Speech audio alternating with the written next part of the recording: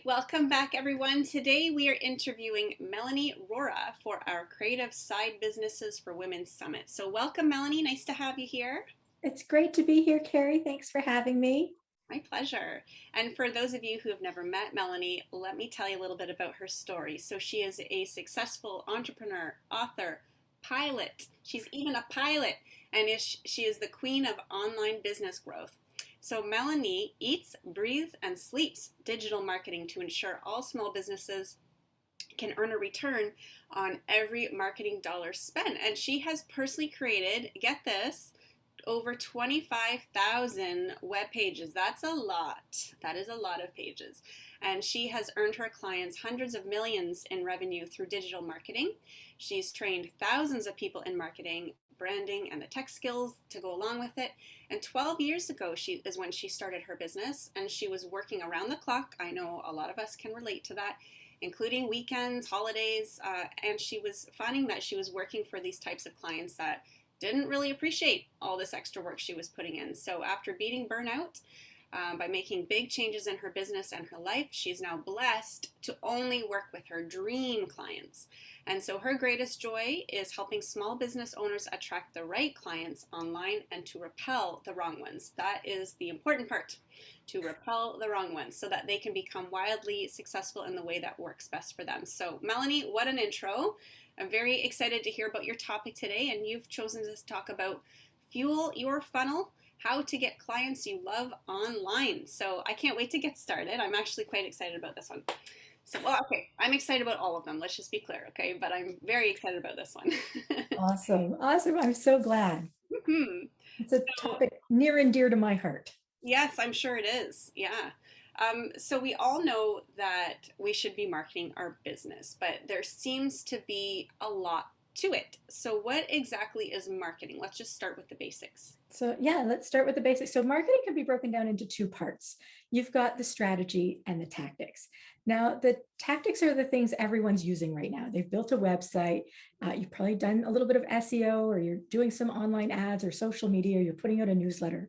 All those things are marketing. Mhm. Uh, but those are the marketing tactics. The strategy is the thing that pulls it all together, because otherwise it's going to feel a little bit like you're throwing spaghetti at the wall. What should I do with my social media? What should I do with my newsletter? And nothing's communicating you. So you need to have one message, and it needs to be strong, and it needs to bring people into your business that way. And what exactly do you mean by one message? What would that message be? So it depends on who your ideal client is. Your ideal client really is the key to your great marketing. So when we're talking about doing marketing, it's you speaking to that client you want to bring more into your business. So that's your one message, and it could be bringing them in to do a clarity call, bringing them into to buy a small intro product. Getting them to download your lead magnet. But you need to decide what you want people to do before you start putting your messages out. Very good point. It's the strategy. The strategy is what we're lacking. And you're Exactly. right. We all have, as entrepreneurs, we have our hands in all these different baskets, but it's the strategy that we're missing. Okay, okay. I see where you're going with this. So what is the difference between good and bad marketing?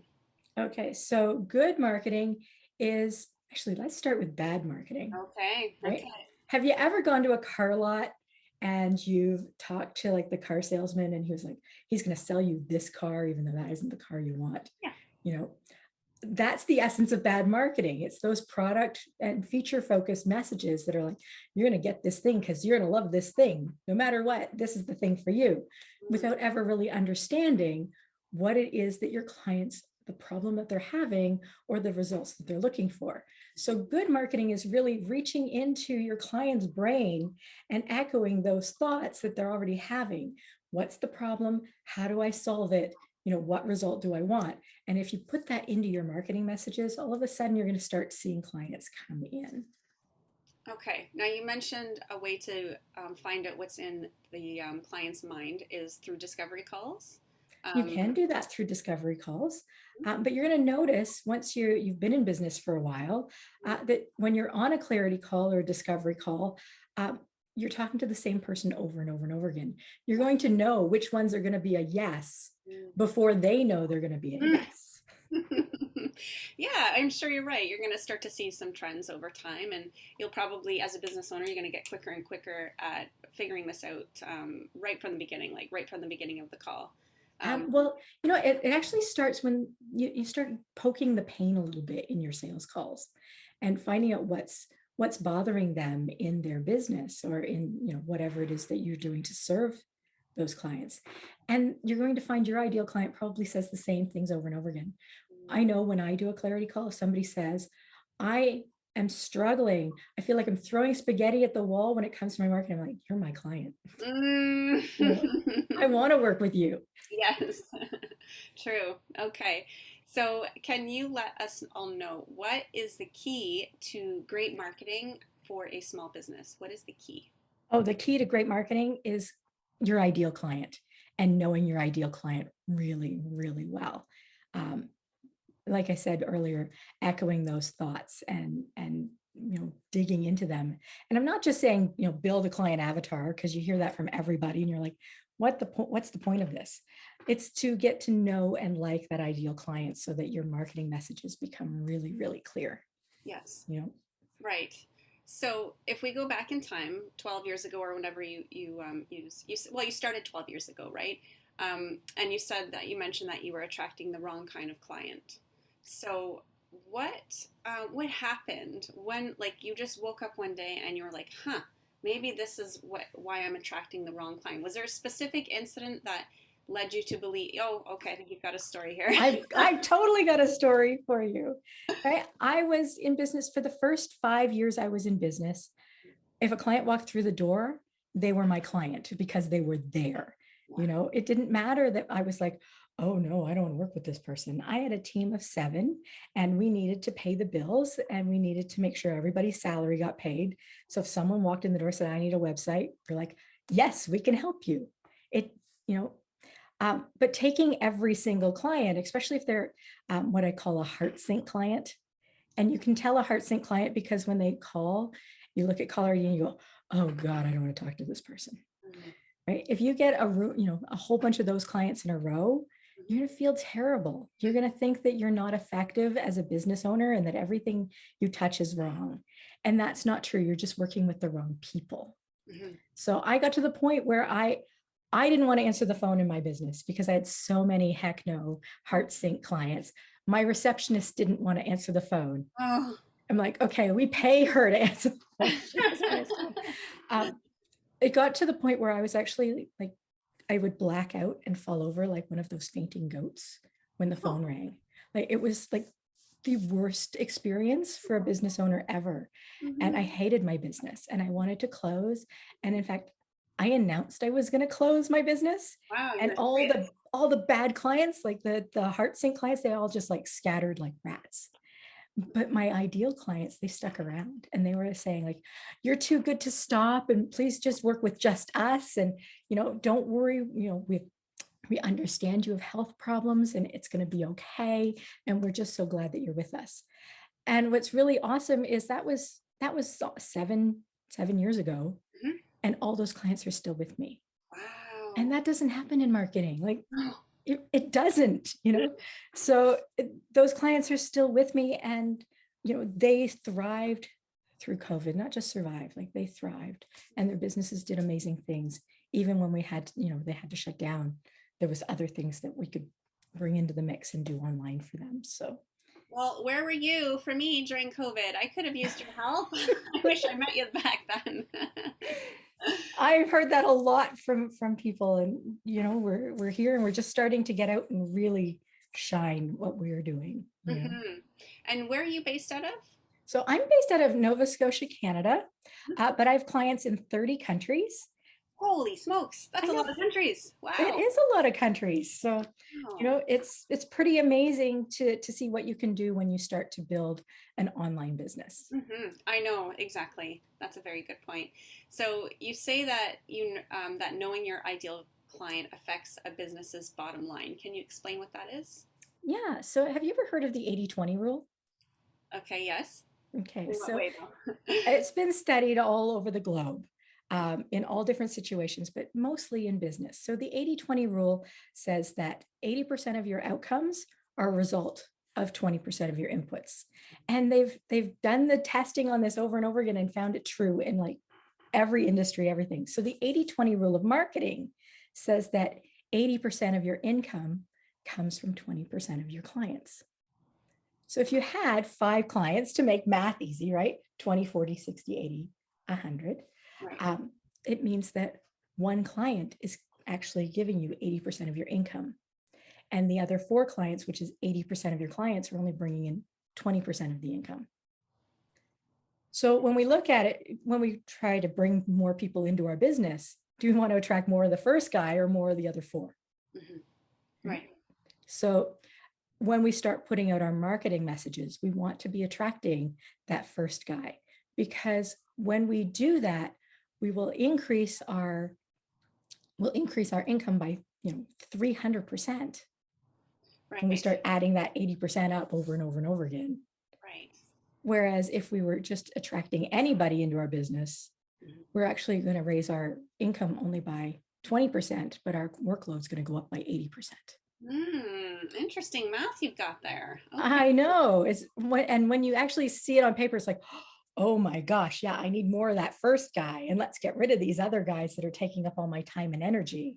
Mm-hmm. And when you fill your business full of clients you like to work with, you're not chasing people for invoices.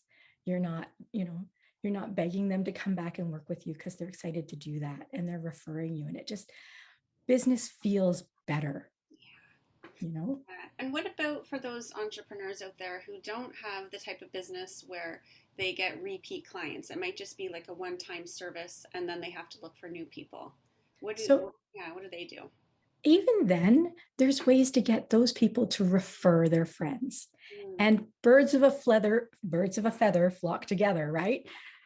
So Right. they're going to refer the people you want to be working with if you ask them for that referral. So that's one way that if you have a transactional business and it's one-off, that you can bring in more people. Good tip there. I like that one. All right. So I know that there is more to digital marketing than just determining your ideal client. So can you outline the other steps? Sure. So I have what we call our 5-step online success maximizer process. So, and this doesn't matter if you're working with me or another marketing agency or you're doing it on your own. These are the 5 steps you have to take no matter what. So the first one is you need to clarify what success means to you. So what's your vision of success? Because if you don't know where you're going, you can't get there. It's like the X on the treasure map.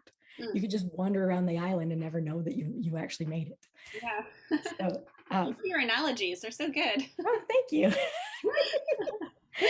So that's step 1, figure out where you want to go. Yeah. And then figure out what it's going to take to get there. So you need to understand if you want, to make $100,000 in a year, how many sales is that?